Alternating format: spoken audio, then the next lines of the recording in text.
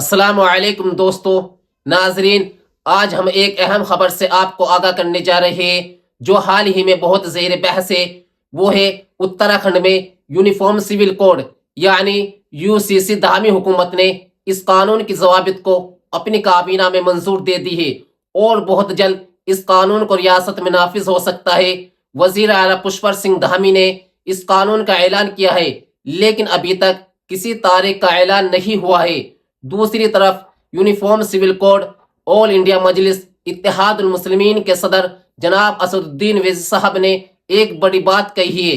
اویسی صاحب نے لکھنؤ میں میڈیا سے بات کرتے ہوئے کہا ہے کہ اس قانون کو یونیفارم سول کوڈ نہیں کہا جا سکتا، لیکن اس میں ہندو میرج ایکٹ اور ہندو وراثتی ایکٹ کو استثنا دیا گیا ہے، اور بھی بہت سی باتیں انہوں نے میڈیا سے گفتگو کرتے ہوئے کہی ہے۔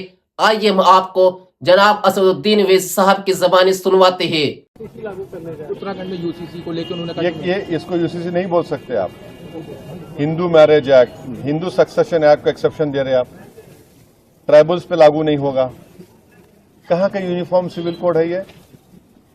آپ صرف مسلمانوں کو ان کے مذہبی طریقے سے شادی یا ڈیورس یا پھر جائیداد کا بٹوارا اس کو روک رہے ہیں۔ تو کہاں ہے یار؟ آپ تو ہندو میرج ایکٹ، ہندو سکسیشن ایکٹ پہ تو لاگو نہیں ہو رہا، اور یہ جھوٹ بول رہے ہیں۔ اس دیش میں آلریڈی اگر آپ اپنے ریلیجن کے قانون کے تحت کوئی چیز نہیں کرنا چاہ رہے تو آپ کے پاس اسپیشل میرج ایکٹ ہے، انڈین سکسیشن ایکٹ ہے، جوونائل جسٹس ایکٹ ہے، اس کو استعمال کریے نا۔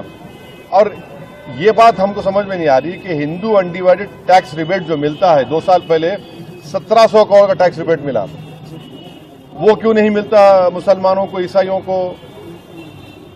یہ تو رائٹ ٹو ایکوالٹی کے خلاف ہے۔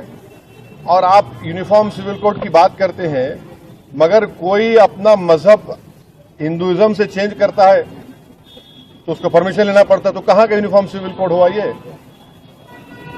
سر کہیں نہ کہیں یہ جو وقف ایکٹ ہے وہ سیدھے طور پہ مسلمانوں سے جڑا ہوا ہے۔ دیش کے مسلمان کیا چاہتے ہیں؟ وہ یہ جو ایکٹ ہے وہ لاگو ہونا چاہیے۔ کون سا ایکٹ؟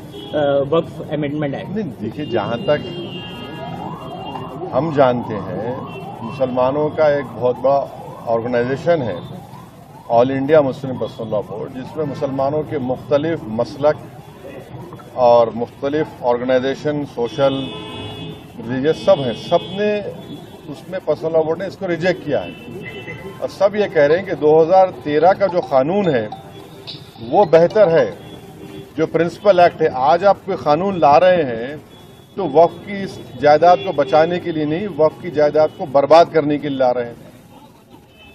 آپ بتائیے کہ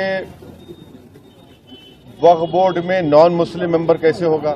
اتر پردیش میں کاشی وشوناتھ بورڈ ہے، کیا کوئی نان ہندو ممبر بن سکتا ہے؟ نہیں بن سکتا ہے۔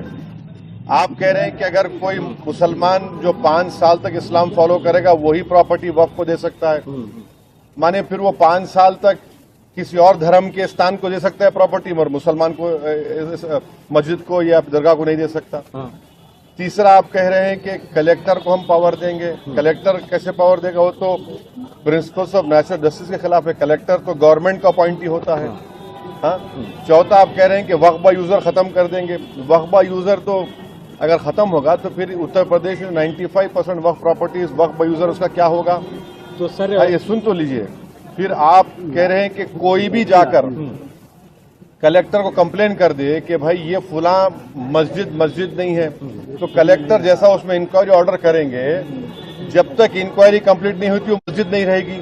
اس بل میں پروویژن ہے، لمیٹیشن ایکٹ ہندو دھرم کے اوپر اپلائی نہیں ہوتا، نہ سکھ کے دھرم، نہ عیسائیوں پر ہوتا ہے۔ آپ صرف مسلم جائیدادوں پر لمیٹیشن ایکٹ کو اپلائی کر رہے ہیں۔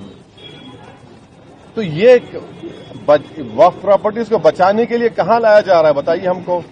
یہ تو اچھا 7% وقف فنڈ دینا پڑتا ہے، اس کو 5% کر دیا آپ، تو آل ان آل یہ وقف کو برباد کرنے کے لیے، وقف کی جائیدادوں کو لوٹنے کے لیے اس طرح کا مودی سرکار قانون لانے کی کوشش کر رہی ہے۔ تو سر اتنی سب باتوں کے بعد بھی اگر یہ ایکٹ آ جاتا ہے تو اس کے بعد آپ لوگ کیا کرنے والے ہیں؟ دیکھیے آگے کیا ہوتا ہے۔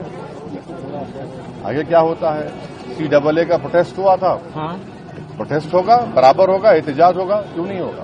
सड़कों पर होगा। देखिए काउंटर होता है और कानून व्यवस्था की बात करने वाली सरकार में 4 लोग जो वो माफ किए जाते। ये तो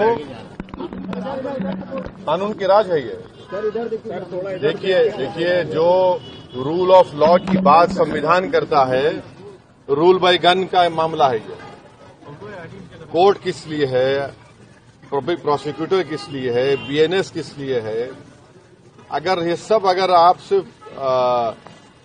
गन से इंसाफ को समझते हैं तो फिर इसकी जरूरत ही नहीं है। फिर नाज़रीन, उवैसी साहब ने कई सवाल उठाए वक्फ बोर्ड को लेकर, जो मुसलमानों की जायदाद है, जो अल्लाह ताला के नाम पर वक्फ कर देते हैं। सरकार इसको हड़पना चाहती है, अपनी मनमानी करना चाहती है। नाज़रीन, सवाल ये पैदा होता है कि अगर ये कानून वाकई यकसा है तो फिर हिंदू मैरिज एक्ट, हिंदू विरासती एक्ट और कबायली बिरादरियों को इससे इस्तिस्ना क्यों दिया जा रहा है?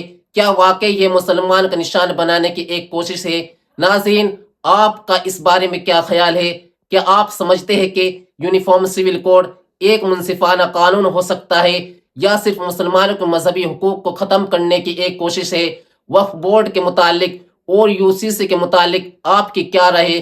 कमेंट्स में ज़रूर दें। अगर आपको वीडियो पसंद आई हो तो लाइक और शेयर करें। जज़ाकुमुल्लाहु खैर। वस्सलामु अलैकुम व रहमतुल्लाहि व बरकातुहू।